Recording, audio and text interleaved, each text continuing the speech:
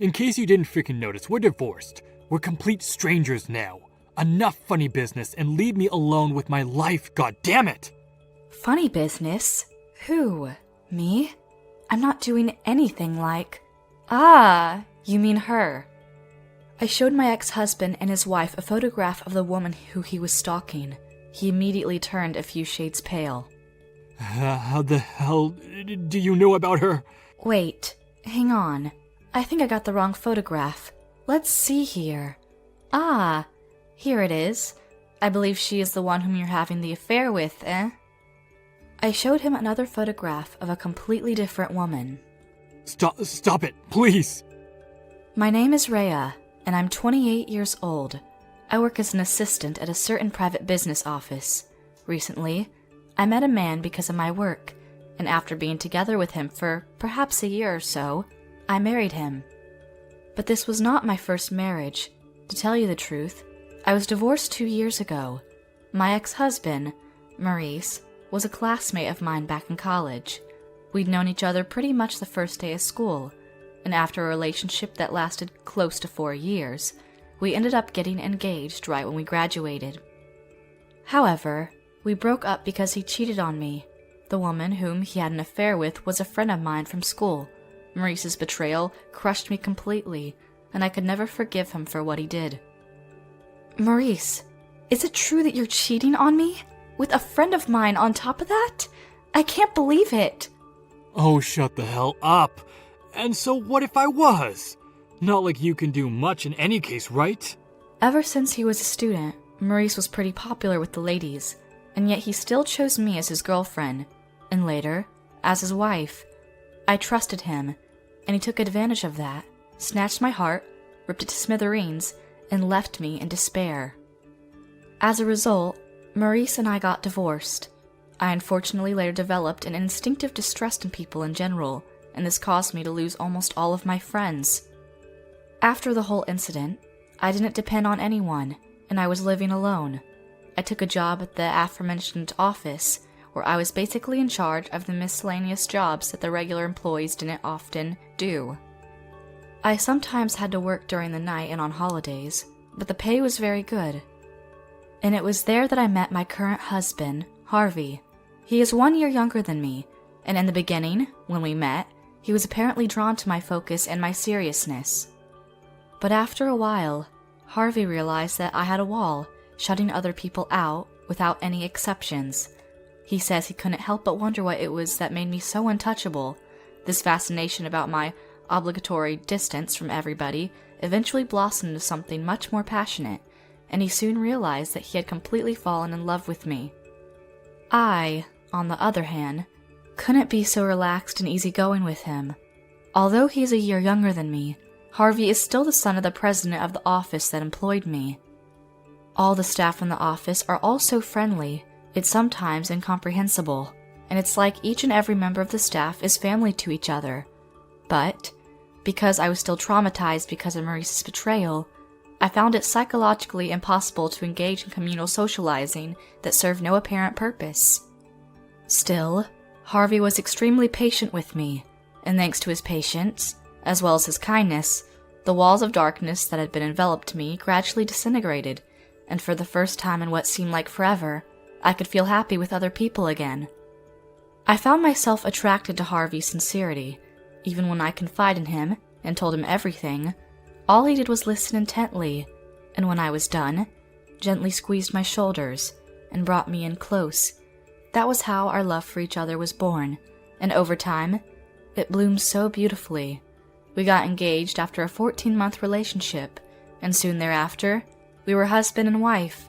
As my husband, Harvey loves me, my checkered past as a divorced wife included, and I had begun to lead a happy life. We moved into a nice apartment right after we got married. The flat was close to work. By then, we'd found out I was pregnant, and my husband thought about my health before everything else. This is a beautiful room, honey. It honestly feels like it'd be too big. It's gonna feel a lot smaller once we have that ankle biter of ours. And it's very close to work, so in the event something happens, I'll be able to get there very quickly. I was texting my close friends and relatives about what my new address was, But as I was doing so, the thought of my estranged friend who had helped me with the whole fiasco with Maurice. During my divorce from 2 years ago, Anastasia was a common friend of my ex-husband's, the woman whom he had an affair with, and me myself. I had consulted with her about what I should do with the situation. She was very kind to me, and was always there to help whenever I wanted to fix all these problems. Anastasia was also the individual who had told me about my ex-husband's affair in the first place. She told me, "I'm on your side, Rhea. Remember that. Maurice, who had an affair with that stupid bitch, is a frickin' dickhead. He should never be forgiven, and he should pay for the pain he caused you." Needless to say, her words helped me out a huge deal. During the period of the legal proceedings, until Maurice and I divorced, I often consulted Anastasia, and that experience had made us very close friends. "Rhea, you know you can't keep associating with these traitors." But, I just can't forgive them, damn it! I want to make them pay for what they did." "I like your spirit, but, unfortunately, not many people want to see a vengeful Rhea Donovan, myself included. Trust me, honey, you've got to cut them out of your life. People like that were never your friends, and it would be unwise to waste any more time on them. Cut them loose, and move on, honey." Anastasia was absolutely right. I wasted no more time, and Maurice and I divorced right away. She then recommended that I should change my environment by moving to a city far away. That's what I did next. On the day we said our goodbyes, she left me with these words. "I know you all too well, Rhea, and I know you're gonna be fine. You'll definitely bounce back from this. It's best if you left all hints of your dark past behind, including all people whom you'd had relations with, including me too." I hugged her tight, offered my deepest gratitude to her in the form of tears unstoppable, and we parted ways. That's how it was after the divorce, heeding to my best friend's advice. I stopped associating with all my friends from before that depressing time, but now, I felt like we could talk about those days as nothing but the distant past. I had no idea if she would still use the same email address as she did back then when we were talking, but I sent her the address of my new house anyway. The next week, my doorbell rang. I looked through the peephole, and I discovered a young police officer standing outside. I cracked open the door. "Good afternoon, officer. What can I do for you?" Good afternoon, ma'am. Apologies for barging in on such short notice. I've actually come to investigate a report that's been filed against you. I'd like to ask you a few questions, ma'am, if you don't mind. What was the report about? I let the officer inside, sat him down on a chair, offered him a cup of coffee and some apple crumble, and sat myself down with a cup of tea. As I did so, I explained my situation to Harvey via text messages. He replied saying he would be home very soon. Thank goodness. This was creeping me out a bit. If the officer, who is called Officer McDougal, wasn't so kind and friendly, I would have definitely had a panic attack. We received a call from a certain male individual that informed us you were stalking him. Do you have any idea what that could be about? When it came to any ideas, I have to admit I had a few because of work. Oh my, a stalker? May I ask who filed the report? Unfortunately, you don't have clearance for that yet, ma'am. I'm sorry. Pardon me, officer, but I actually work for a detective agency, so I believe... I was just starting to explain that to Officer McDougal. I could hear my husband's voice. He sounded like he was conversing with another officer. Harvey had apparently sprinted back to our place, and I could hear him wheezing, as though he had asthma. My wife is pregnant, and can't be bothered too much. Please, allow me to assist. I promise I'll cooperate. Officer McDougal allowed him inside, and as the door opened, Harvey strode in, his suit drenched with sweat. Never had I ever been so relieved to see him. We proceeded to answer a few questions from Officer McDougal, and it didn't take long before the case was acknowledged a simple misunderstanding. I was initially afraid that one of the people I was investigating for Harvey's agency had found out I was talking to them. I thought my identity had been revealed, and that they had filed a report for stalking. Making a mistake in my line of work could cause one a lot of damage to their integrity. you see, and keeping your head down was paramount above all else. But once I found out it had nothing to do with work, and that it turned out to be a mere false accusation, I was relieved. And there were several reasons why it was a misunderstanding. The report stated the stalking had been going on for 6 months. We moved into our apartment just this month. Additionally, most of those subject to my investigations were women, and as Officer McDougal mentioned, the report came from a man. The police officers deemed the report itself not credible. Before they left, Officer McDougal told us, The man who filed the report claimed that the woman who is stalking him is his ex-wife, who appears to be still hung up on him. Strange is an understatement, I must say. Just be careful, ma'am. Sir, make sure to take care of yourself and your wife. Apologies for barging in, and thank you very much for your time and cooperation. Good day. It turned out I was going to have to deal with the nightmares of the admissal pass that I had tried to forget for so damn long. Looks like someone's trying to bring you down to what they believe is justice. But don't worry, honey. I'll protect you. Harvey brought me in close, and my heart plunged into a deep sense of joy and security. 3 days later, I heard from my ex-husband, Maurice. I know you're the one who's freaking stalking me, Rhea. Cut it the frick out. You're bothering me. That was the very first thing he said to me when I answered the phone. What load of horseshit are you speaking now? I would never do something like that. My wife, she's freaking upset, you know. She had quite a fit yesterday, and she said she was going to the police. I'm dead serious here. The police? That's right. And there you have it. Scared out of your pants yet, eh? Apologize now. Why do I have to apologize for something I didn't do? I actually think you're the one who has to get down on your knees and apologize to me. I let my emotions get the better of me, and I yelled back into my phone in a pure fury. Maurice's arrogance seemed to have died down for a split second, perhaps intimidated by my aggressiveness. He went on, slurring his words. Anyway, I know that you're the one. If you apologize to my wife and promise that you'll stop stalking me, then everything will come to a peaceful close. How about that, Rhea? I tried my damnedest to calm my anger at Maurice's stupid response. Such a raw negative emotion, it's not good for the baby. After I'd cooled down a bit, I remembered that what Officer McDougal had said a few days prior. Come to think of it, the one who reported the stalker must have been Maurice's current wife. I wonder what kind of woman she was. I couldn't believe she would willingly take this guy's story seriously. Wait a minute, honey. Calm down. I'll do the talking. On the other end of the phone. Put me on the goddamn phone. I heard a woman's voice. The familiarity of that voice immediately caused a terrible sensation throughout my entire body, as though someone had doused me with ice-cold water. The woman, who snatched the phone from Maurice, calmly said, "Hello, Rhea. It's been a long time. I wonder if you remember me." Anastasia. Why, what are you... Surprised? Yep, you guessed right, dear. Maurice and I got married. I'm very happy with him now. Married? Maurice? Impossible! Anastasia, the very same person who was so kind to me when I was hurting over the betrayal of Maurice, now she had stabbed me in the back too. Maurice and I were supposed to be together from the beginning, you know, and then you got in the frickin' way.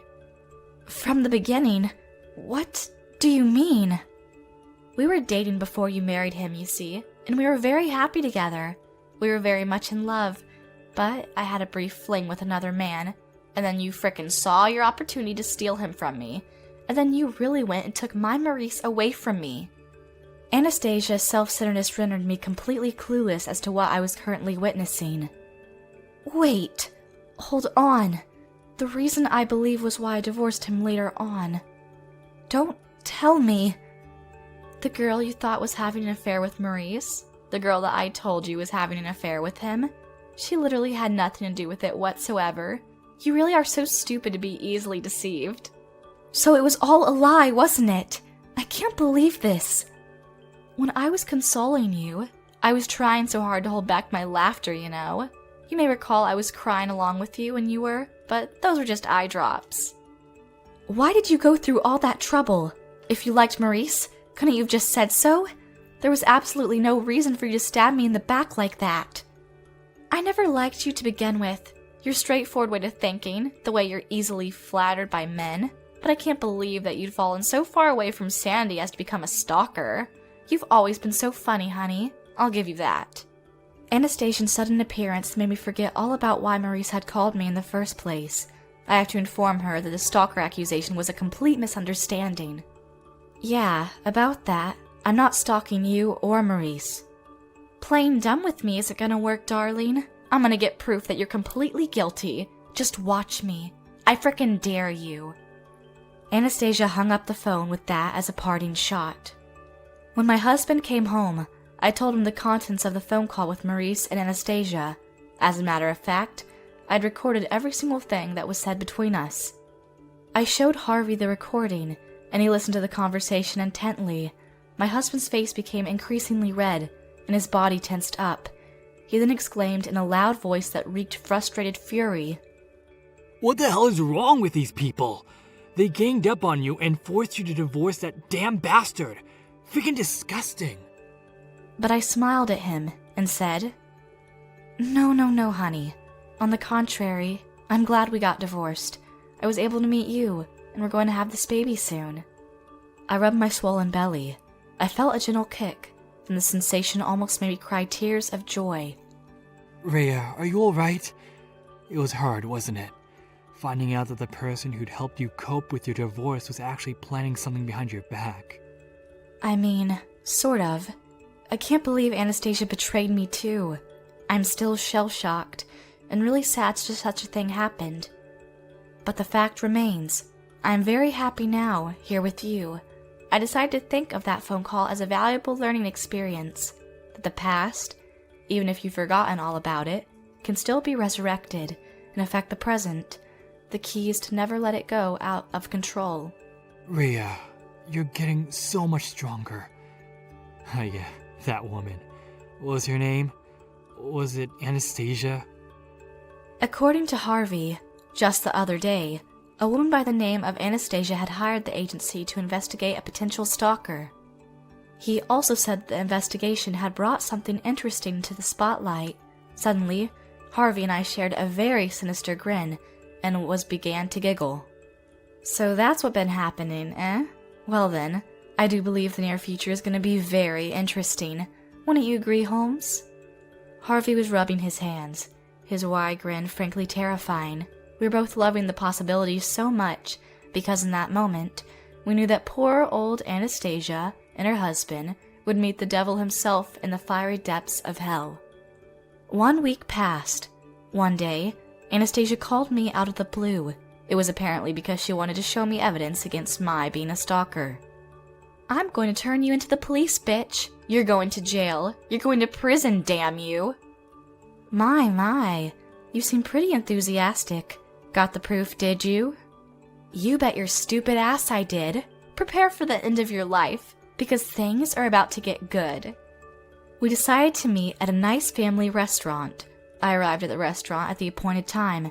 Anastasia and Maurice were there, waiting for me with their arms crossed.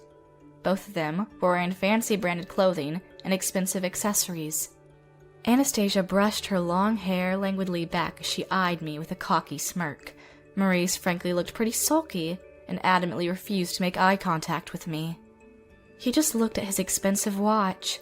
I recognized it as Omega Speedmaster Professional. My uncle collected watches, you see, and he had quite the captivating selection. Maurice seemed to have a good handle on his money, but both he and his Barbie doll of a wife had a vulgar air about them. To keep my slightly swollen pregnant belly out of sight, I wore a plain cotton, fluffy one-piece dress, my hair up in an updo. Right off the bat, Anastasia made it clear she didn't like my nonchalant attitude. Her red lips twitched, as though she struggled to stifle a laugh. Oh my, you've gained weight, darling. I smile back at that cocky Anastasia, and calmly retort, I'm pregnant. And there we go. Her face a shade paler than what it was, and all scrunched up. Looks like I drew first blood. Perhaps Anastasia misunderstood something very stupid, because she started to glare at Maurice. You've got to be kidding me. No, honey, no, that ain't my damn kid. I just lost it at that point. I burst out laughing. I showed the two idiots the mother-child handbook. It had my name and my husband's on it. Here, have a look at this. I'm married again. I have nothing to do with that stupid man next to you, Anastasia. That woman had a bitter look on her face for a brief instant, but soon after, she went back to smirking. Damn, this just gets better and better. You've been stalking Maurice even though you're married? I wonder if your new husband knows about this. Ah, my husband? Well, he is here too. Allow me to introduce him. I motioned to Harvey, who was sitting at the table next ours. He sat down next to us and greeted them both. Nice to meet you. I believe I owe the two of you a good deal of goddamn gratitude for taking care of my lovely wife Rhea a few years ago. They were already wide-eyed when I signaled Harvey to join us, and by now, they were leaving their mouths hanging open in puzzled confusion. They literally looked like a pair of dead codfishes. I could tell that Anastasia was slowly beginning to realize that none of her attacks were having any effect on me. She was getting increasingly impatient. Your wife is bothering us, you see. My husband is being stalked by her. She's refusing to let him go, even though the past is the past, and there's nothing she can do to bring back those happy times she spent with him. That's right. In case you didn't freaking notice, Rhea, we're divorced. We're complete strangers now. Enough funny business and leave me alone with my life, goddammit! And we have the evidence right here. A detective from an agency is going to be here soon with a photograph of Maurice's stalker. Of you, in other words. Start the countdown before you're frickin' under arrest. Wait, what? Detective? Maurice apparently didn't know Anastasia had hired a detective. If he had, I'm sure he would have done anything in his power to stop it.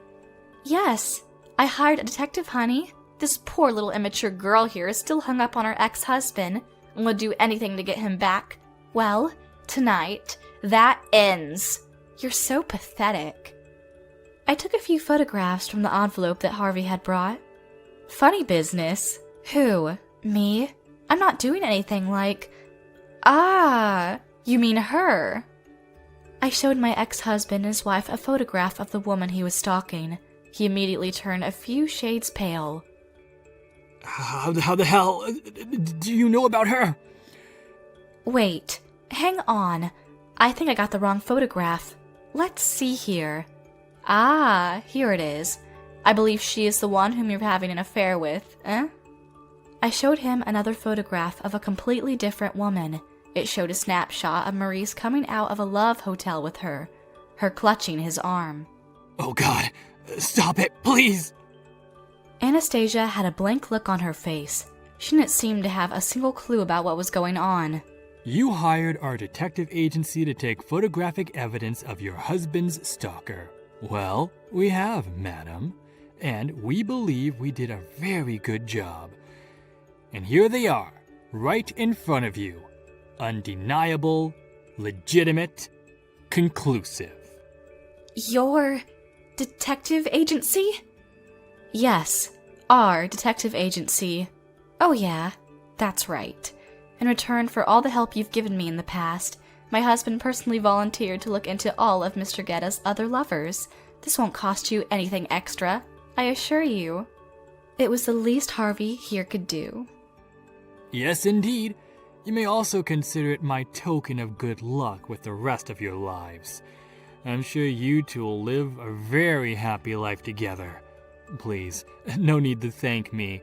Helping people is its own reward. Anastasia looked at the photos one after the other.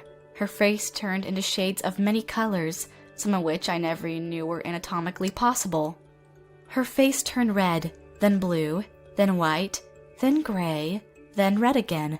It was obvious everything we were saying to her was going in from one ear and out the other. Maurice was starting to shake and tremble uncontrollably. I thought it was about time for me to go.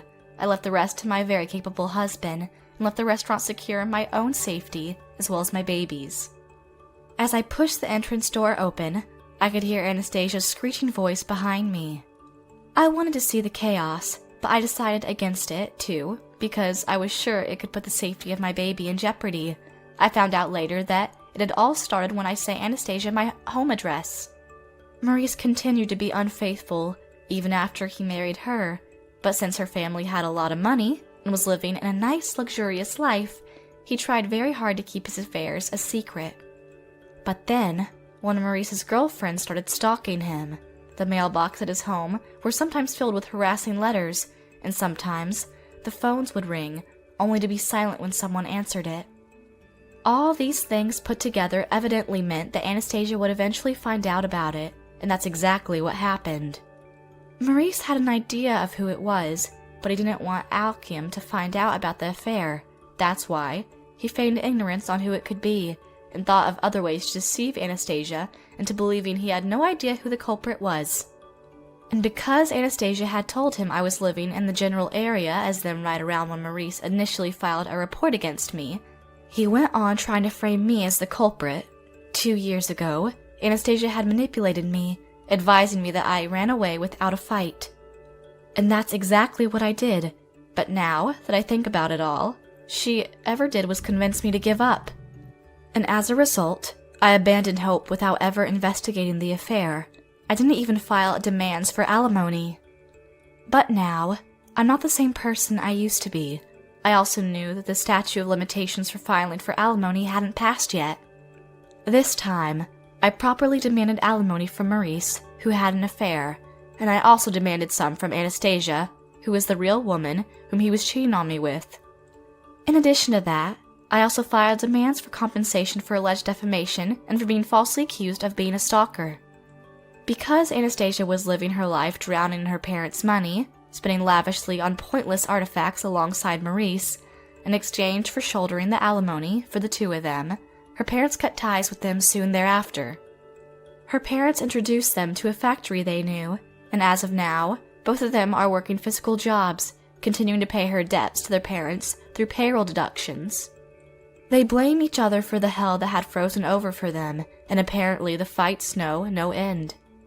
As for me, after all these damn shenanigans, I gave birth to a healthy baby boy. My husband's detective agency is doing well, and my life has never, I repeat, never been as glorious. I hope to continue supporting my darling husband at home, do well in raising my son, and do my best in creating a nice, healthy, happy family.